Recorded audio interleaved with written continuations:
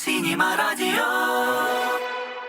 Əziz dinləyicilər, Dost Sinema rubrikasına keçid aldıq və bugün qonağımız çox gözəl bir xanım, Azərbaycan Professional Kinorejissorlar Gildiyasının icraçı direktoru Aysel xanım Əliyeva. Aysel xanım, xoş gəldiniz. Təşəkkür eləyirəm, xoş gördük. İşləriniz necədir Aysel xanım? Hər şey qaydasındadır, təşəkkür eləyirik. Həmişəki kimi mübarizəyə davam.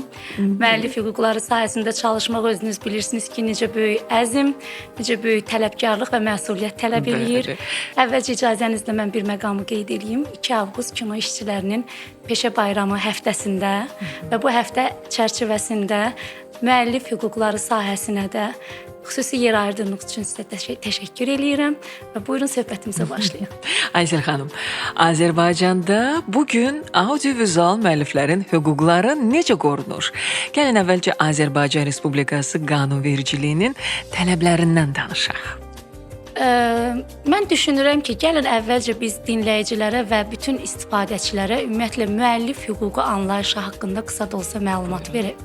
Müəllif hüququ elm, ədəbiyyat və incəsənət adamlarına məxsus olan, onların hüquqlarını qoruyan, sənət əsərlərinin hüquqlarını qoruyan və bu hüquqların qorunması istiqamətində istifadələrin qanuni şəkildə tənzimləyən bir hüquqdur. Eyni zamanda müəllif hüququ anlayışı ilə yanaşı, kinematografiya sahəsində və xüsusən də müəllif hüquqları sahəsində bir anlayış da mövcuddur ki, biz ona tez-tez rast gəlirik. Bu da hüquq sahibidir. Hüquq sahibi kimdir? Hüquq sahibi isə deməli qanuna uyğun olaraq əsərlərdən istifadəyə görə müstəsna hüquqları olan, bu əsərdən istifadəyə icazə vermək hüququ olan və ya bu əsərdən istifadəyə qadağa qoymaq hüququ olan, müəllif qonorarı hüququ olan, müəllif qonorarı almaq hüququ olan fiziki və ya hüquqi şəxsdir. Bu anlayışları biz niyə hər zaman paralel olaraq yan-yana işlədirik? Çünki müəllif hüquqları sahəsində biz çox rastlaşırıq bu anlayışlarla. Azərbaycanda qanunvericilik ilə bağlı bunu deyə bilərəm ki, deməli müəllif hüquqları sahəsində Azərbaycanda kinematoqrafik əsərlərin və onların müəlliflərinin hüquqlarını qoruyan Azərbaycan Professional Kinorejissorlar Gildiyası var. Eyni zamanda da bildiyimiz kimi Əqli Mülkiyyət Agentliyi var. Kinorejissorlar Gildiyası 1999-cu il may ayının 17-sində cəmi 32 nəfər peşəkar kinorejissorun bir araya gələrək təsis etdiyi çox kiçik bir qurum idi və artıq 27 ildir fəaliyyət göstərir. Bu 27 il ərzində, hətta təsis olunandan cəmi il yarım sonra kinematoqrafik əsər müəllifləri söhbət digər müəlliflərdən gedir. Yəni sadəcə rejissorlar üçün yaradılan bu qurum sonradan digər kinematoqrafik əsər müəllifləri olan ssenaristlər, təsvir rejissorları, rəssamlar və kino bəstəkarlarının təkidləri və çoxsaylı müraciətlərindən sonra Gildiya artıq qanuna uyğun olaraq başladı bütün əsər müəlliflərinin hüquqlarını qorumağa. Və 2000 və 2001-ci ildən etibarən də rəsmi olaraq Əqli Mülkiyyət Agentliyi ilə qarşılıqlı protokol əsasında qarşılıqlı və bərabər çiyin-çiyinə də fəaliyyət göstərir. Kinematoqrafik əsərlərin hüquqları necə qorunur? Təbii ki, qanunvericiliyin tələblərinə uyğun olaraq. Ümumiyyətlə Gildiyanın nizamnaməsində qanunvericiliyin bizə verdiyi səlahiyyətlər öz əksini tapır. Hansı qanuna əsasən müəllif və əlaqəli hüquqlar haqqında qanun var və çox geniş, çox sahəli bir qanundur, çox geniş bir qanundur və o qanunun bütün maddələri üzərində demək olar ki, biz məqsədyönlü şəkildə öz fəaliyyətimizi qurmuşuq və bu günə qədər də bu qanun əsasında da addımlarımızı demək olar ki, çox bərk formada da atırıq. Amma bir şey də nəzərinizə çatdırmaq istəyirəm. Təkcə müəllif və əlaqəli hüquqlar haqqında qanuna görə yox. Gildiyanın fəaliyyəti eyni zamanda qanunvericilik aktları ilə də tənzimlənir. Nədir bu qanunvericilik aktları? Söhbət Nazirlər Kabinetinin kinematografiyaya aid qərarlarından gedir. Söhbət ölkə başçısının bu sahəyə aid olan sərəncamlarından və fərmanlarından gedir. Eləcə də Əqli Mülkiyyət Agentliyinin öz daxilində verdiyi qərarlardan ibarət olur. Yəni bütün bu camiyyənin içərisində baş verən bütün hüquqi proseslərdə Kinorejissorlar Gildiyası hər zaman aktiv iştirak edir. Aysel xanım, Azərbaycan Professional Kino Rejissorlar Gildiyası hansı növ qanun pozuntuları bu günə qədər aşkar edib? Maraqlıdır. Bəli, çox maraqlı sualdır və çox da maraqlı cavabı var. Deməli, qanun pozuntuları deyəndə bəlkə də çoxları sadəcə düşünür ki, icazə alınmadan edilən nümayişlər məsələn. Amma təkcə bununla bitmir. Qanun pozuntuları deyəndə başlayaq elə ən geniş yayılanı mənim düşüncəmə görə yəqin ki, icazə alınmadan olan nümayişlərdir. Bu da özü qanun pozuntusudur. Çünki hüquq sahibindən mütləq icazə alınmalıdır. Bundan başqa əsərdən istifadə, əsərin ayrılmaz hissələri olan obrazdan, musiqisindən, məhz həmin əsər üçün bəstələnmiş mahnılardan, bundan başqa təsvirdən, səsdən, replikalarından, əsərin adından o qədər geniş şaxəlidir ki, bu mövzu.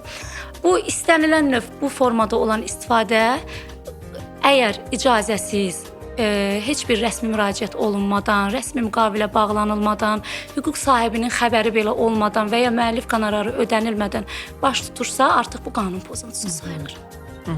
Bəs gildiya bu günə qədər çoxmu aşkar edib qanun pozuntusu? Əlbəttə, bizim elə əsas fəaliyyətimizin əsas hissəsini demək olar ki, bu qanun pozuntuları və qanun pozucuları ilə mübarizədən ibarətdir. Çox aşkar edib, hətta bu bizim artıq gündəlik fəaliyyətimizin ayrılmaz bir hissəsidir. Gün ərzində bəzən elə olur ki, qanun pozuntusu aşkar olunur, dərhal müdaxilə edilir, operativ şəkildə rəsmi müraciətlər olunur və elə həmin gündə demək olar ki, məsələ həll olunur. Bəzən uzana bilir bizdən asılı olmayan səbəblərdən. Çünki bilirsiniz, əvvəlcə mütləq şifahi xəbərdarlıqlar. Biz qarşı tərəflə mütləq əlaqə qururuq. Çünki bəzi istifadəçilər doğrudur, bixəbər ola bilirlər. Çox təəssüf. Amma onların bixəbər olmaqları onları bu məsuliyyətdən azad etmir. Çünki qanun qanundur, qanun alidir və hər kəs bu qanunlara əməl etməlidir. Reklam çarxında əgər hər hansı məşhur Azərbaycan filminin səhnəsi yenidən qurulursa və həmin səhnə sözü gedən məhsulun reklamını yalnız özündə əks etdirirsə, bu zaman bu həmin şəxsi nə gözləyir? Burada iki əsas istiqamət var. Reklam çarxları və ya digər nümayişlər olsun, digər istifadə formaları olsun. İki istiqamət var. Əgər istifadəçi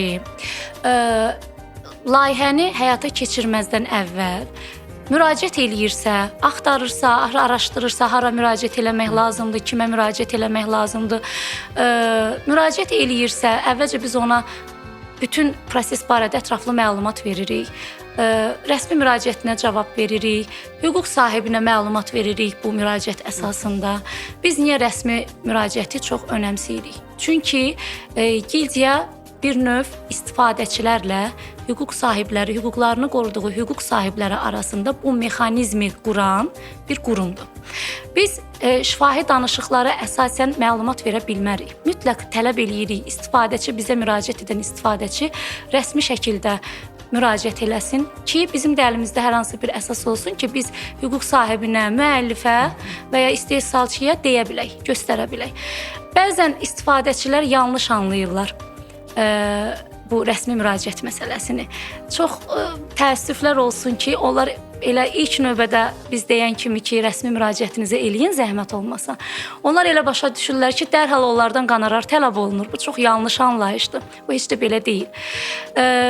Mən sizə hətta son dövrlərdəki təcrübələrdən çıxış eləyərək deyə bilərəm ki, əgər istifadəçi əvvəlcədən rəsmi müraciət eləyirsə, biz həmin rəsmi müraciət əsasında müəllifə və ya hüquq sahibinə məlumat veririksə, çox böyük anlayışla, çox böyük hörmətlə qarşılayıb, hətta heç bir təmanna gözləmədən, şəxsi müəllif qonorarından imtina edərək də o istifadəyə təbii ki, qanuni əsaslarından icazə verirlər.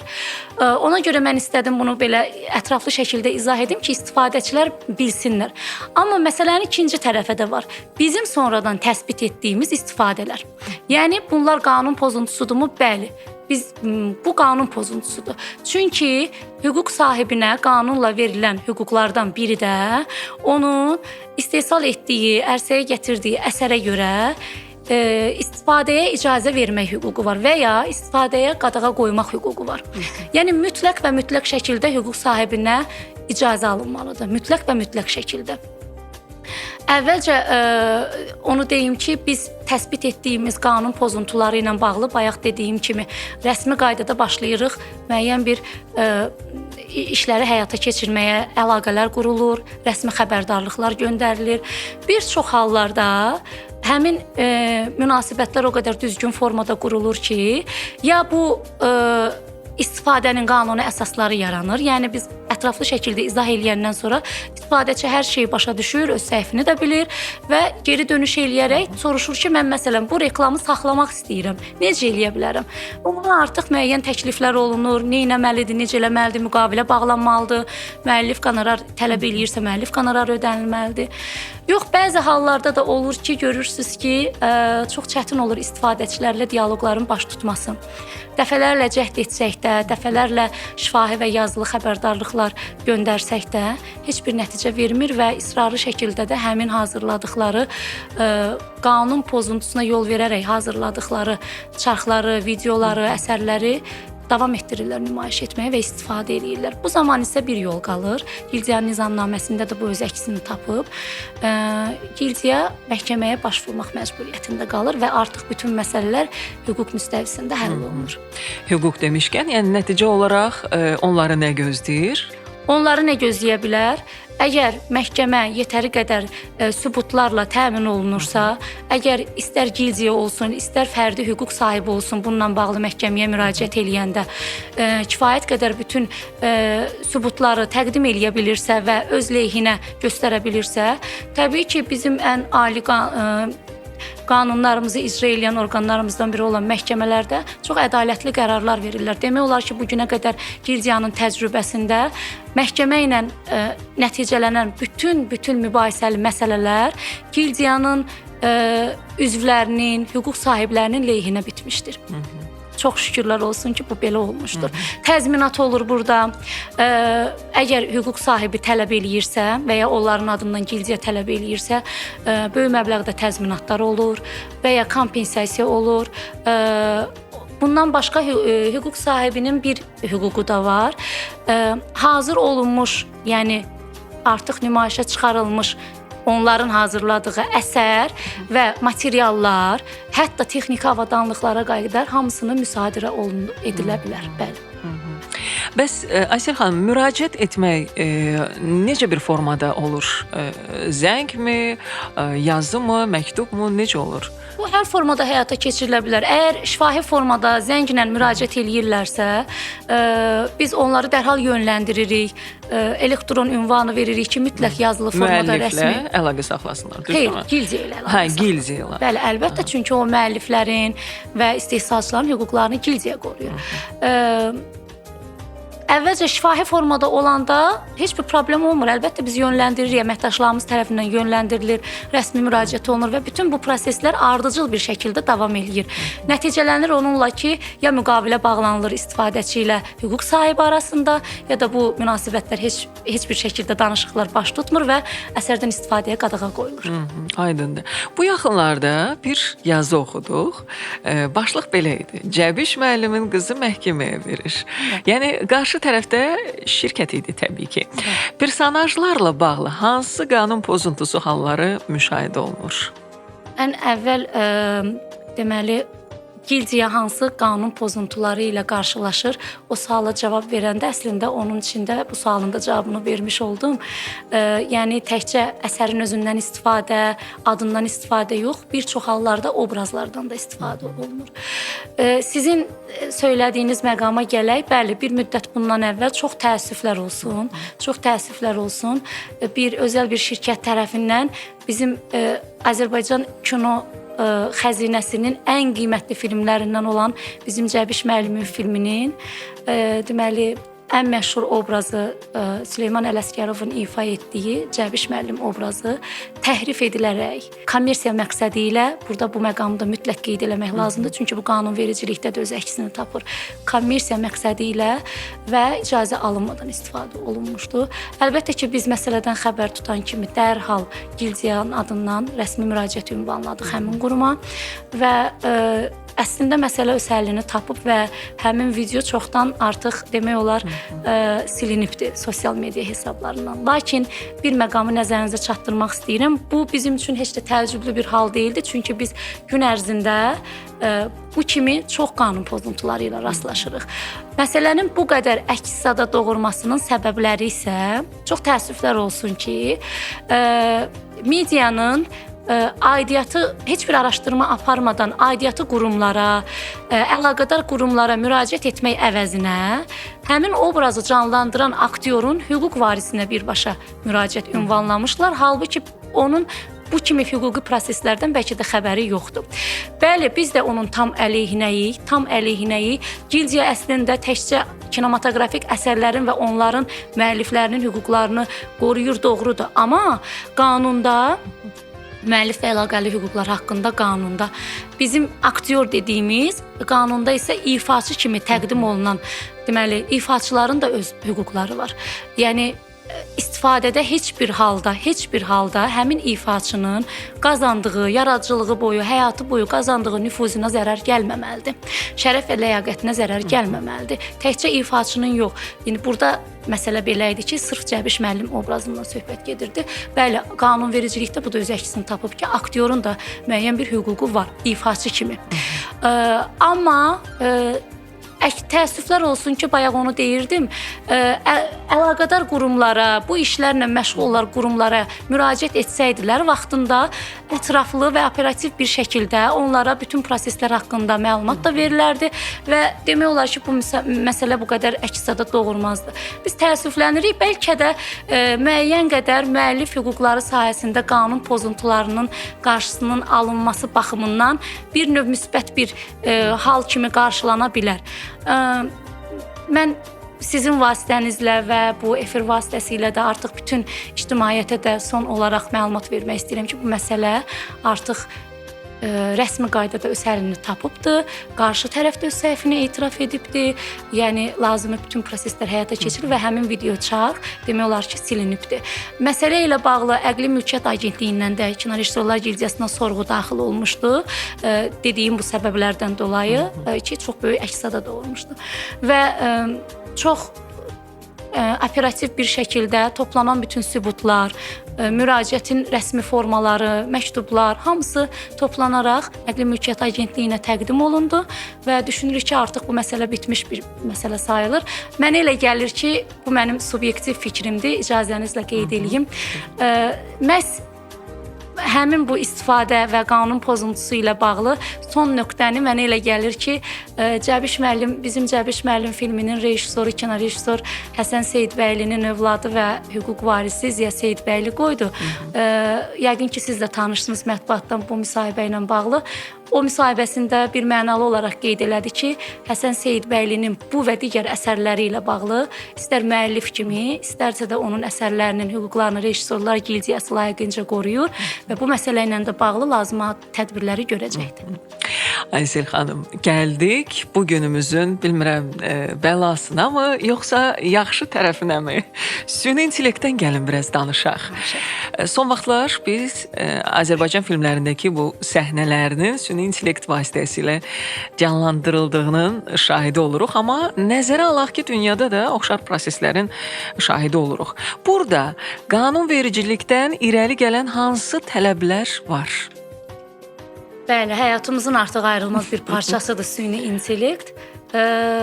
Məsələ burasındadır ki, biz əslində bu kimi yeniliklərə hazır olmalıyıq əvvəlcədən. Bugün dediyim kimi süni intellekt var, sabah elə bir yeni bir təqdimat çıxa bilər ki, texnologiyada elə bir inqilab baş verə bilər ki, biz bəlkə də süni intellektə şükür eləyə bilərik.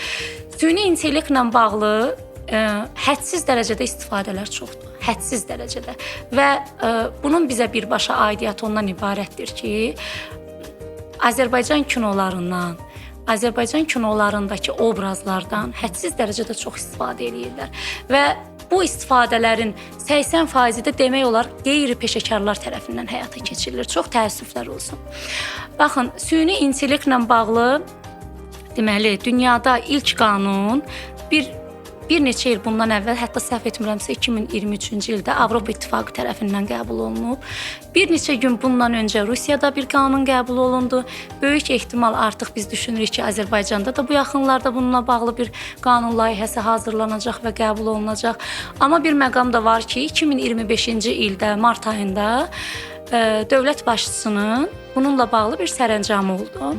Belə ki, 2025-2028-ci illərdə süni intellekt strategiyasının formalaşması və inkişafı adlı bir sərəncam imzalandı dövlət başçısı tərəfindən. Bu sərəncamda çox maddələr özünü yer tapmışdı. Əsas məqamlardan biri də mənim çox diqqətimi cəlb elədi həmin cümlə. Kadr potensialının bu sahə ilə məşğul olan kadr potensialının gücləndirilməsi və inkişafı ilə bağlı idi. Yəni istənilən sahələrdə olduğu kimi süni intellektlə də bağlı ancaq və ancaq peşəkarlar məşğul olmalıdırlar. Əgər inşallah dövlət qanun qəbul edilsə, böyük ehtimal artıq peşəkarların formalaşması üçün də müəyyən tədbirlər görüləcəkdir. Biz buna ancaq sevinə bilərik. Amma bugünkü gün üçün reallıq bundan ibarətdir ki, əfsuslar olsun ki, çox böyük qanun pozuntuları və qanun pozuntularının böyük əksəriyyəti sırf süni intellektlə bağlıdır. Bəzi istifadəçilər təəssüf elə düşünürlər ki, onlar və özlərini də haqlı çıxarmağa çalışırlar. Biz istifadəçilərlə müntəzəm olaraq əlaqədə oluruq, ünsiyyət saxlayırıq. Onlar özlərini müdafiə eləmək üçün çox gözəl bir üsul seçiblər. Onlar deyir ki, demək olar ki, bir mənalı şəkildə hamısı deyir. Deyirlər ki, bu yeni texnologiyadır, biz süni intellekti reklam eləyirik, amma Azərbaycan filmlərini də reklam eləyirik. Mən çox istərdim ki, həmin istifadəçilərin nəzərinə çatdıraq və onlar bilsinlər ki, Azərbaycan filmlərinin reklama ehtiyacı yoxdur. Ələlxüsus bu formada reklama heç ehtiyacı yoxdur. Çünki həmin qeyri-peşəkarlar süni intellekt vasitəsilə əsərə birbaşa müdaxilə eləyirlər. Əsəri təhrif eləyirlər. Obrazları çox tanınmaz hala salırlar. Şəxsi məqsədləri üçün, şəxsi mənafeləri üçün, öz məhsullarının və ya təmsil etdikləri qurumların, öz fəaliyyətlərinin reklamı üçün çox acınacaqlı bir şəkildə istifadə eləyirlər və burada heç bir müsbət yönümlü reklamdan söhbət belə gedə bilməz.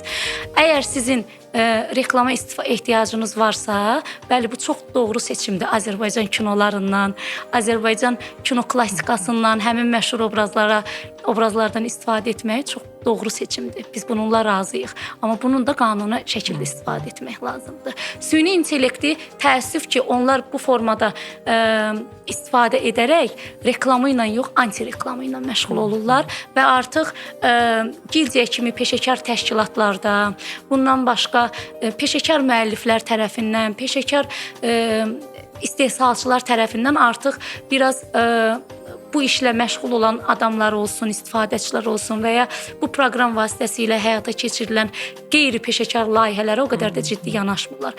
Müsbət tərəfləri varmı? Əlbəttə ki, var, sözsüz ki, var.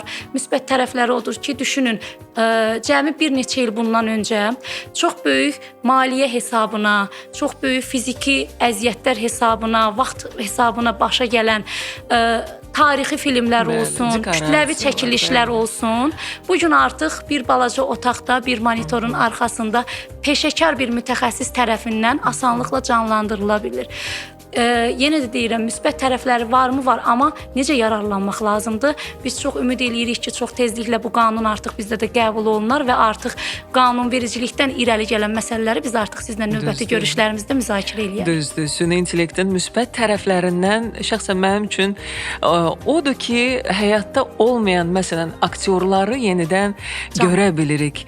Canlandırırlar, məsələn, elə Hollywood filmlərində olsun və yaxud da ki, müğənnilər olsun səhnədə, biz onları görürük süni intellekt vasitəsilə. Amma təbii ki, bununla da bir peşəkar məşğul olmalıdır, dediyiniz kimi. Doğrudur və mütləq istifadə edərkən mütləq qanuni əsaslar yaradılmalıdır. Bu istifadələr qanuni əsaslanmalıdır. Və sadəcə əlində telefon və sosial şəbəkəsi olan insanlar yox və çox təəssüf edirəm ki, Azərbaycanın incisi olan bir çox filmlərdən başqa məqsədlərlə istifadə olunur və heç də dəstəkləmirəm. Bəli, çox böyük təəssüf doğurur. Çox böyük təəssüf doğurur.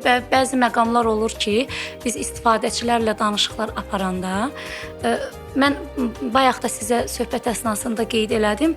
Artıq bu çox sevindirici bir haldır ki, istifadələr zamanı əvvəlcədən müraciətlərin sayında çoxalmalar müşahidə edilir. Bu nə ilə əlaqədardır? Bu o deməkdir ki, artıq deməli gildiya öz fəaliyyətini doğru düzgün şəkildə icra edir. Artıq istifadəçilər xəbərdardır, ictimaiyyət xəbərdardır hüquqi məsələlərdən və qanuni formada istifadə qaydalarından. Amma yenə də deyirəm, Azərbaycan filmlərinin reklama ehtiyacı yoxdur. Bu formada təhqir olunaraq, təhrif olunaraq, obrazı ifa edən ifaçının, obrazı ərsəyə gətirən yaradıcının nüfuzuna zərər gətirərək bu formada heç düzgün deyil. Aysel xanım, Azərbaycan Professional Kinorejissorlar Gildiyasının üzvü olduğu və tərəfdar çıxdığı bir sıra beynəlxalq təşkilatlar və beynəlxalq qanunvericilik var. Bu prinsiplər Azərbaycan qanunvericiliyi və reallığına necə uyğunlaşdırılır? Doğrudur, bəli. Kinorejissorlar Gildiyası 27 ildir fəaliyyət göstərməsinə baxmayaraq artıq 3 nüfuzlu beynəlxalq təşkilatın üzvüdür. 1999-cu ildə yaradıldıqdan cəmi il yarım sonra artıq Avropa Kinorejissorlar Federasiyası FERA təşkilatına üzv olmuşdu.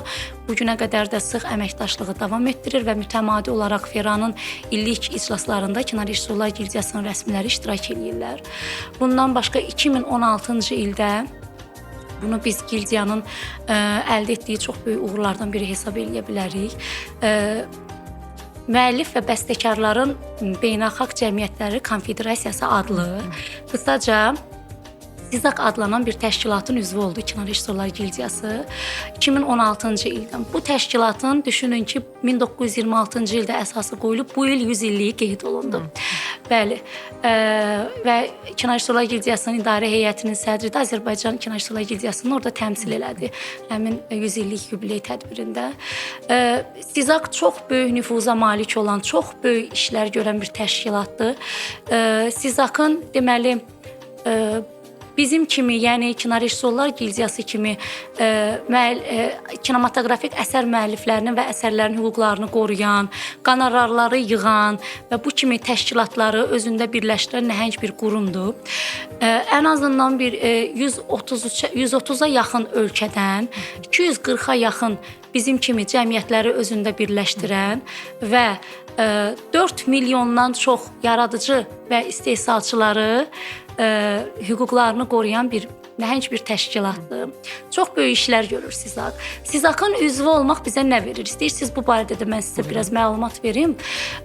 Deməli 2016-cı ildən sonra mütəmadi olaraq SİZAKın hətta bu öhdəliklərindən biridir ki, Azərbaycan Kinorejissorlar Gildiyası SİZAK üzvü olan digər beynəlxalq cəmiyyətlərlə, təşkilatlarla mütəmadi əməkdaşlıq etməlidir, təmsilçilik müqavilələri imzalamalıdır və artıq bugünkü gün üçün biz bu siyahı uzundur, amma bir neçəsinin adını çəkə bilərəm. Türkiyə olsun, Kolumbiya olsun, Argentina, Braziliya, İspaniya, bu kimi və başqa bir çox ölkələrdən artıq qarşılıqlı təmsilçilik müqavilələri imzalamışıq.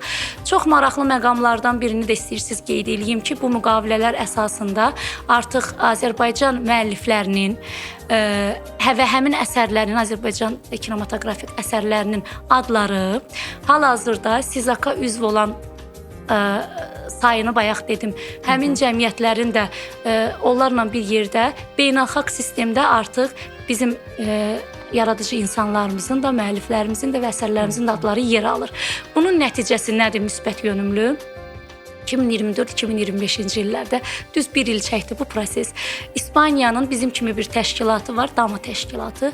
Bizə rəsmi olaraq məktub göndərdilər ki, deməli onlar o həmin beynəlxalq sistemdə yerləşdirilən əsərlərdən də onların nümayişinə nəzarəti həyata keçirə bilirlər.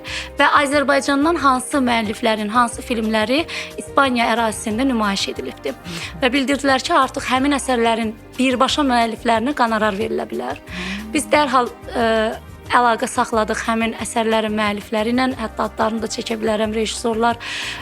Burada bir neçə rejissorlar var idi, amma tam bizə etimad göstərən və bu prosesdə bizə dəstək olan, hüquqlarını verən rejissor Hilal Baydarov və Teymur Hacıyeva, mən buradan təşəkkürümü bildirirəm etimadlarına görə. Və biz ona nail olduq ki, düzdür, bir il bu proses çəkdi. Bəlkə də Azərbaycan bu müəllif hüquqları sayəsində bu ilk idi ki, xaricdə olunan nümayişə görə birbaşa rejissora, birbaşa müəllifə ilk dəfə idi ki, biz qonorarın verilməsində nail ola bildik. Axırıncı olsun. Bəli, əlbəttə, inşallah. Gözəl, sevindirici bir haldır. İnşallah, təşəkkür ederim. Aysel xanım, bir vaxtlar Sovet dövründə yaxud sonraki illərdə 4-ün 3-ə ekran nisbətində çəkilmiş Azərbaycan filmlərinin televiziya kanallarında nümayişi zamanı süni olaraq 16:9 formatına uyğunlaşdırılmasına şahid olmuşuq. Bu barədə gildiya rəhbərliyinin iradları var idi. Formatın dəyişməsi hansı pozuntu halı kimi hesab olunurdu? Bizim rəhbərliyin çox gözəl bu barədə bir sözü var. Mənim də çox xoşuma gəlir bu ifadə. Bu qanun pozuntusu artıq tarix sayıla bilər. Yəni tarixə keçmiş bir qanun pozuntusu sayıla bilər. Bəli, doğrudur. Vaxtilə çox olubdu. Siz bilirsiniz ki, gildiyanın fəaliyyət istiqamətlərindən biri də filmlərin nümayişinə nəzarəti həyata keçirtməkdir. Bunun birinci ilk olaraq nümayiş deyəndə də ağla televiziya kanalları təbii ki gəlir. Televiziya kanalları ilə qurulan münasibətlər artıq ənənəvi halalı və o formaya gəlib çıxıb ki, bugün bu münasibətlər fonunda deməli müqavilələr ki imzalanır. Artıq uzun müddətdir, bir neçə ildir bu proses bu mərhələyə keçibdi. Bu müqavilələrə filmlərin siyasi əlavə olunur. Biz bu format problemləri ilə sonra Gildiya belə bir tədbir gördü ki, deməli həmin müqavilə əlavələrində filmlərin təkcə siyahıları yox, bir çox lazım olan önəmli texniki göstəriciləri də əks olundu. Hal-hazırda da bu proses bu formada da davam eləyir. Bu texniki filmlərin adları olsun, istehsal olunduğu il, ən azından rejissorun adı mütləq, filmlərin yaş kateqoriyası ki, efir üçün bu çox önəmlidir. Xronometrajı və efir formatı.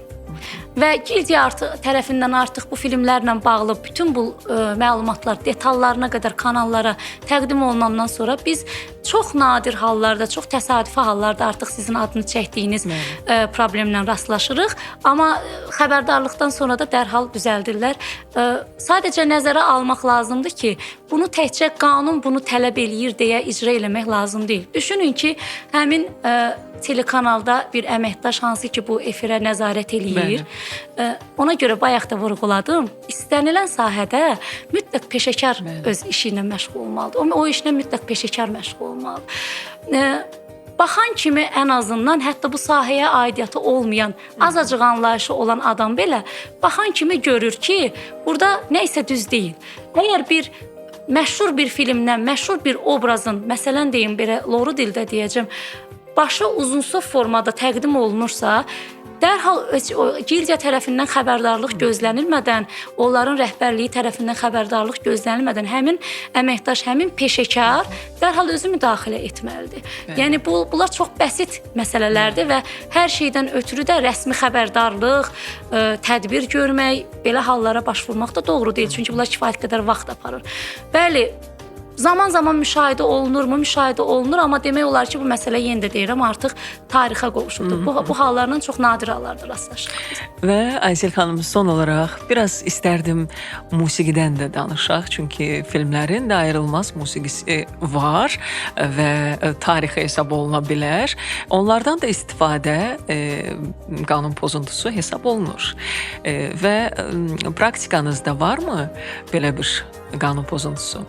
Mən bu suala belə cavab verim. Əslində söhbət sırf film üçün bəstələnən musiqidən gedirsə, yəni əsərin ayrılmaz bir hissəsidirsə, biz bəli reaksiya verə bilirik, müdaxil ola bilirik. Azərbaycanda musiqi ilə bağlı, musiqi sahəsində müəllif hüquqları ilə bağlı, bəstəkarların hüquqları ilə bağlı kifayət qədər məşğul olan təşkilatlar var. Amma sırf kinematoqrafik əsərlərdən söhbət gedirsə, musiqi sahəsində də müraciətlər çoxdur, bəli, çoxdur. Necə ki, obrazlara müraciətlər çoxdur, çünki kifayət qədər populyardır. Film musiqilərinə də o dərəcədə müraciətlər çoxdur, çünki kifayət qədər populyardır. Hətta günümüzün bu gündə də elə bəzən mövsümi xarakter daşıyan reklamlara mən rast gəlirəm. Hansı ki, hansısa plantasiyalarda çəkilib, hansısa bir aqrar sahələrdə çəkilibdir. Bizim kinolarımızın çox məşhur musiqiləri var. Hansı ki, orada aktyorların belə improvizələri var, replikaları var. Düşünəndə ki, çox ağıllı fikirdir əslində bundan istifadə eləmək. Həmin deməli istifadəçi üçün bəli yerindədir. Çox ağıllı fikirdir. Amma yenə də deyirəm, biz bu kimi yanaşmaların əleyhinə deyilik. Sadəcə bizim tələbimiz odur ki, mütləq hüquq sahibinin hüquqları qorunmalıdır, icazələr alınmalıdır, rəsmi müraciətlər olunmalıdır. Biz rəsmi müraciət eləyən heç kimi çalışırıq ən azından əliboş geri qaytarmayaq. Amma bu heç də o demək deyil ki, istənilən növ müraciətlər müsbət nəticələnir. Xeyr. Mütləq söhbətin əvvəlində də qeyd elədim. Nəzərdən keçirilir hansı formada, hansı qaydada əsərə müdaxilə varmı, təhrif varmı, ifaçının, müəllifin, hüquq sahibinin və ya əsərin özünün reytinqinə, nüfuzuna, şərəf və ləyaqətinə xələl gətirən məqamlar varmı? Mütləq bu məsələlər araşdırılır. Əgər təsbit olunursa qarşı tərəfə xəbərdarlıq edilir, ssenaridə dəyişiklik tələb edilir. Razılaşdırma olmayanda da birbaşa olaraq istifadəsinə qadağa qoyulur. Aysel xanım, işiniz çətin, diqqət, səbr və təbii ki, sevgi tələb edən bir işdir. Mən sizə uğurlar arzu edirəm. Nə yaxşı ki, bugün gəldiniz, söhbət elədik. Minnətdaram sizə. Təşəkkür edirəm. Çox sağ olun bütün hüquq sahibləri, kinematoqrafik əsər müəllifləri, onların hüquqlarını qoruyan Kino Rejissorlar Gildiyasının heyəti adından da mən də sizə təşəkkür edirəm vaxt ayırdığınız üçün. Hörmətli dinləyicilər, qonağımız Azərbaycan Professional Kino Rejissorlar Gildiyasının icraçı direktoru Aysel xanım Əliyeva idi. Minnətdaram. Sinema Radio, Sinema Radio, Sinema Radio.